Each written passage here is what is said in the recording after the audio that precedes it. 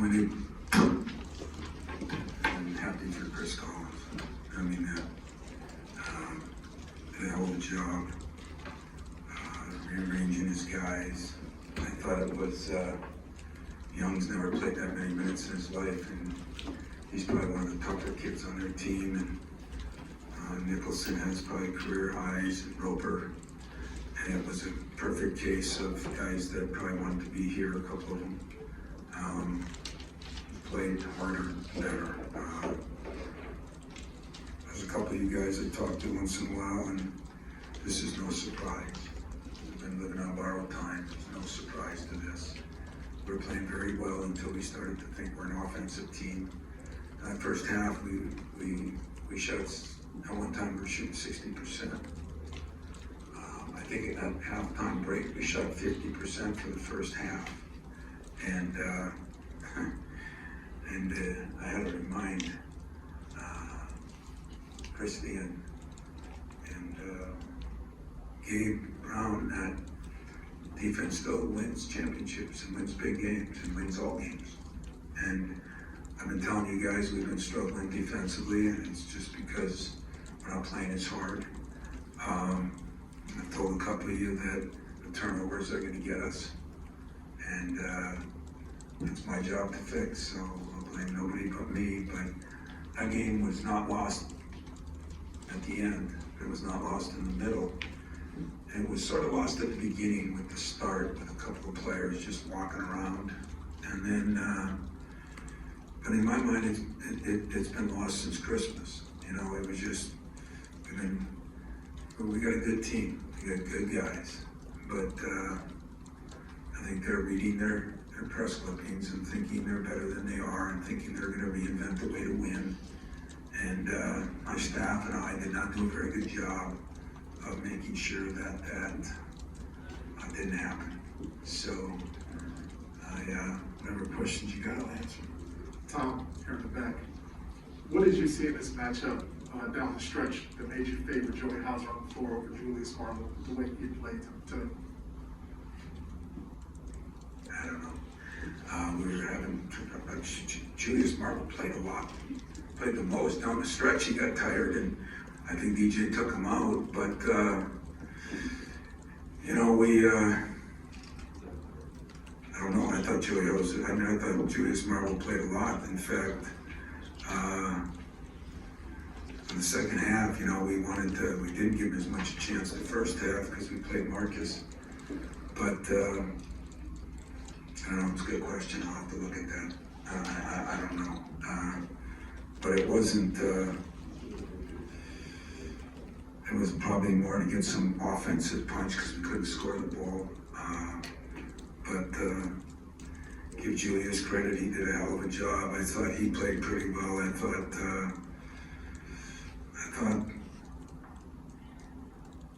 Malik played pretty well, and believe it or not, I thought Tyson played pretty well. He had a little more spunk to him, and that was good. But we had a lot of guys that didn't play well, and we had a lot of coaches that didn't coach well. So I don't know. Maybe I should have put myself in the portal at the end of that game, and instead of putting. I thought you were going to ask me why I didn't play Marcus at the end, but I don't know. You know, talk to DJ about that. Let's figure it out. Tom, to say another team played harder and to give up the offensive rebounds that we did, how does that make you feel? About as poor as I've felt since I've taken this job. I mean, that's one of the things we pride ourselves on. And but I give Chris a lot of credit. I mean, I just think he had some guys. Some of those guys never play. Nicholson never plays. You know, I think his mother's from here. Give him credit. And Roper didn't play the last time. And you know, sometimes, as I say, a steady diet without Nance is not good. But that one-time game, sometimes people rise up. But we did get beat in all the effort-related things, and maybe it's good that some of our young guys, you know, that's what Jay Akins has been doing. That's what Max Christie's been doing. Tonight, they found out what it's like when other guys are hungry too. So again, I just keep reiterating, there's no surprise to me at all. Oh, I was gonna ask you about the rebound, I'll go to the Marcus question. I mean, he seems like he's still engaged there, he's still a part of the thing, obviously went to him at the end. But a guy who was really on a crescendo most of the season seems to not be right now. What's going on with him the last couple of I games? don't know, you should ask him. You know, I don't really have a good answer. You should ask DJ. That's his position coach, and that's, you know, I've kind of left that alone a little bit because I'm just, it frustrates me when a guy walks up and down the floor. It frustrates me. And, you know, I'm just gonna say that they made the choices, and I seconded that. At the end, we put him in because of the free throw situation, and even at the very end, I mean, the play wasn't designed to be that. It was supposed to go over the top of it, but I don't know. That's been an enigma for me. There's been a couple of things that have been a little bit of an enigma, and it's probably why I don't feel we're as good as we could be. I still think we have a very high ceiling. I do think we can get better. I thought we had some guys that, you know, Max struggled today, and he's been playing really, really, really, really well. But if you look at since Christmas, High Point, we didn't guard anybody. Over there, we didn't guard very well. Minnesota, we didn't guard very well. We didn't rebound very well. We have not done the things that stands for Michigan State basketball. I mean, effort-related things, 17 offensive boards. It's, you know, I don't know if that ever happened in my career. So, but I have been softer on this team, and so I take the blame for that. I really do. Tom, I think this is the first time that Northwestern has out-rebounded Michigan State twice in 1 year. I don't think I've ever asked you this question before, but how do you get you guys to play harder? Well, first of all, Northwestern, to be very blunt and honest with you, is big. They're very athletic on the wings, and they are good. That's not a bad team. You can say, well, without their guy, but then all of a sudden they play Young, who might be their toughest big guy, if you ask me. How can you get your guys to play harder? Well, you gotta practice harder, and that falls on me. So, you're right, you haven't asked that many times in 27 freaking years. But sometimes, you know, what a coach says when everybody's reading what everybody else says or what their families say, or it doesn't hit home. I told them 2 weeks ago, I'm okay to lose. When Roy Williams came here, I said, it's no big deal, guys. I can lose a game. See that guy? I ain't ever touching his record. See, I ain't catching him. The game, I don't care about. I care about getting better and where are we at the end of the year. And so if this was gonna take to get better at the end of the year, then I'm glad we lost. Whoever thought I'd say that, but I'm not saying that out of frustration. I'm saying there's a 5-game stretch here where we haven't played Michigan State basketball. Mike Garland pulled me in his office right around Christmas, and he said, watch this tape. And he had made a little tape of our Connecticut game, and you'd swear we were 2 different teams. How hard we played. So, you know, they've got it in them because they've done it before. But we have to do a better job as a staff. My whole staff, me and my staff have to do a better job on a day-to-day basis, holding people accountable to playing at the level that we need to play at. I thought Tyson Walker said it pretty well in the locker room, you know, early in the year. Him and I had it out about the levels of basketball. You can do certain things at certain levels. And tonight he said to me, there's a different level. You don't get away with as much. You can't make the same mistakes. You can't do the same things. And so, I don't know. It was hard, but I said it's good to learn a lesson and still win. It was evident it wasn't good to learn a lesson and still win because I don't think we learned a lesson. Whether we will now or not, we'll find out. You know, we got 5 days of hell in front of us, so we'll find out. But disappointed, very surprised, not really. You know, the turnovers have been an issue, but I think it's 29 offensive boards the last 2 games that you guys have given up. What is it structurally, do you think, that may be causing that, or is it just a 1-2 from some of the guys to prevent those? Yeah, you know, I mean, we haven't changed the system any. We haven't, you know, again, those turnovers, you know, people kept sitting on the bench, you know, it's not because of the break. I mean, they're just guys trying to do too much and maybe not being held accountable enough. So maybe when some guys sit like they did and you lose, maybe guys will listen. I don't know, but I can take blame for a lot of things, and I will. But effort-related stats, I don't get the play. Now that one, I think players have to take some responsibility for, and that's what I plan on telling them, or showing them. Other than that, it's my job to get them ready, and it was evident, as Malik said in the locker room, we weren't ready to play. So that's my job. This might be repetitive on that, but just how much the turnovers, the offensive rebounds being allowed, how much do you count that toward affecting the defense? Like how much is the residual? Oh, there's no question that when you defend really well and then all of a sudden they get the rebound, it's a downer. When you turn the ball over like we do, I mean, great plays, pressing teams, you can swallow, you're gonna turn the ball over some.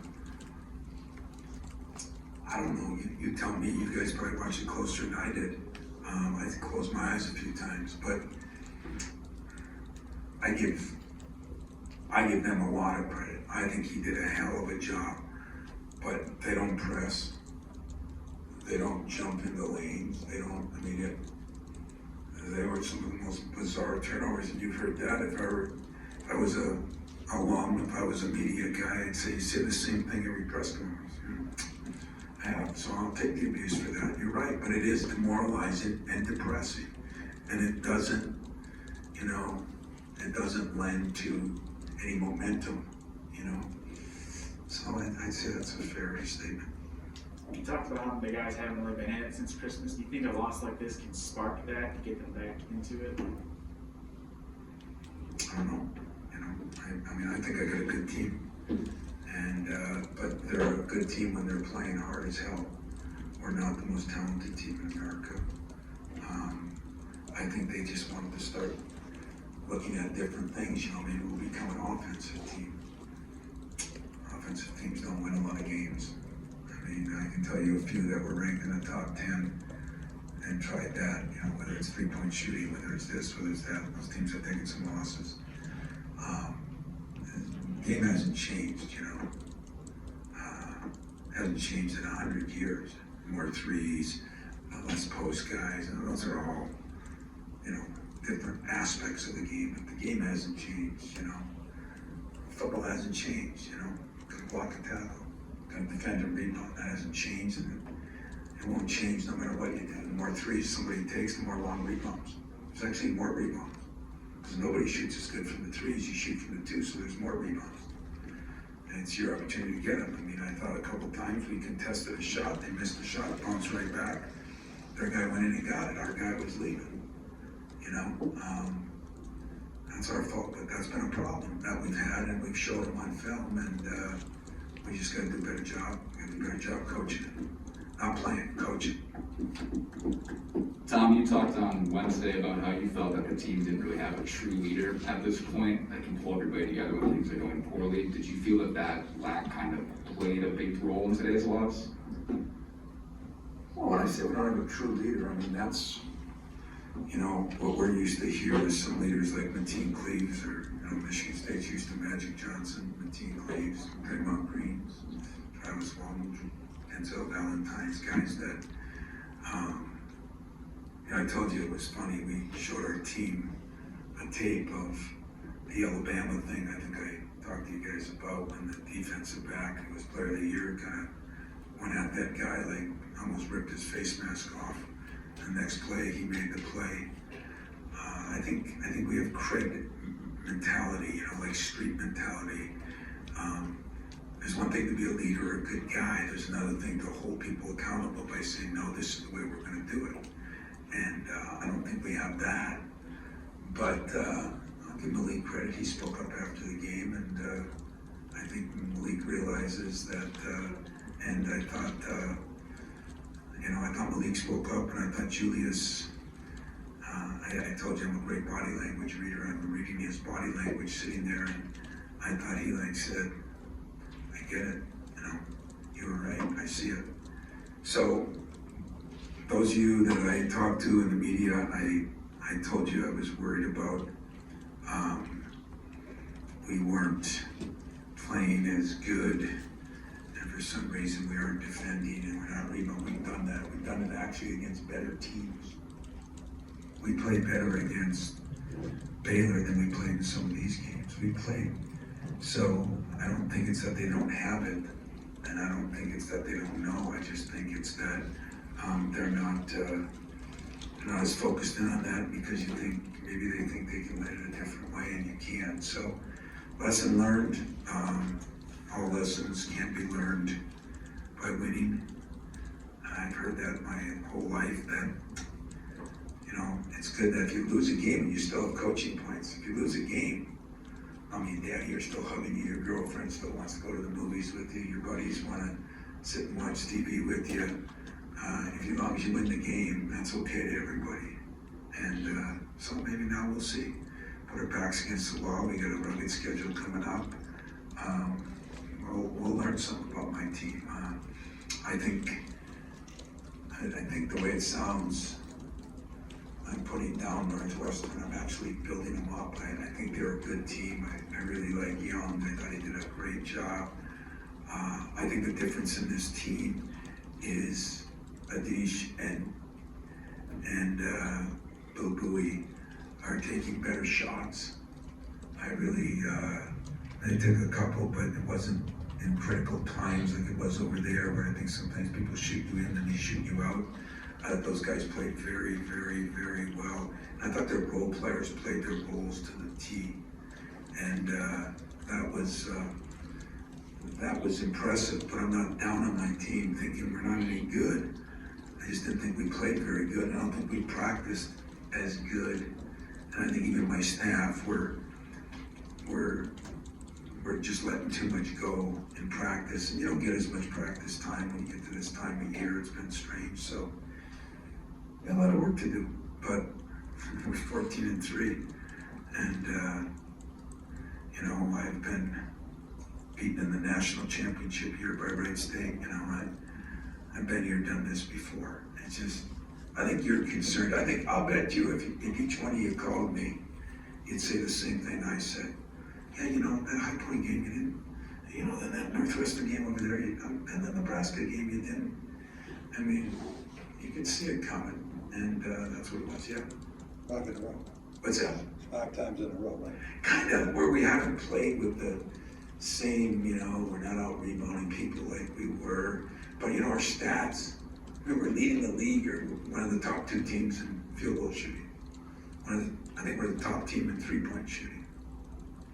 And we are one of the top teams in 3-point defending. I heard Matt Painter say something, he was upset with his team. We gave up 90 points against Nicholls State. We're all running into the same thing, and I think he took care of that last night. And but if there's a guy that deserves to have a big win more than Chris Collins, I don't know. They've had some bad luck. They've had some tough overtime games. They've played really well. His team did play hard. They got all the loose balls. They did things. They got experienced players. They did things that maybe they hadn't done there in the past. And if I had to lose to somebody, I feel like even though it was in people's minds a lower rung team, I'd rather lose to him. One final one in front, Chris. It just you got about a week off between games, a little under that. I wonder if you've heard anything about the Michigan game yet in terms of rescheduling, if there's anything with that, or if you anticipate this being that, 6 days in between games. We're not gonna play them, they got games That's what I going. thought. Yeah, they got games going, I mean, probably right now, we probably need some practice time. You know, we probably need some time there, but, now that's up to the Big Ten office and KP and all the people, I mean, coaches don't have much say in that. But I'm sure there'll be nothing this week, because they got games too, and, I don't think they're moving a bunch of games to get in one game. But after that, you know, we've got a steady diet of Friday, Tuesday, Saturday, Wednesday games, so we'll see what happens. So, hey, disappointing loss, but again, disappointing but not surprising. How about, friendly editors, that should be that, disappointing but not surprising.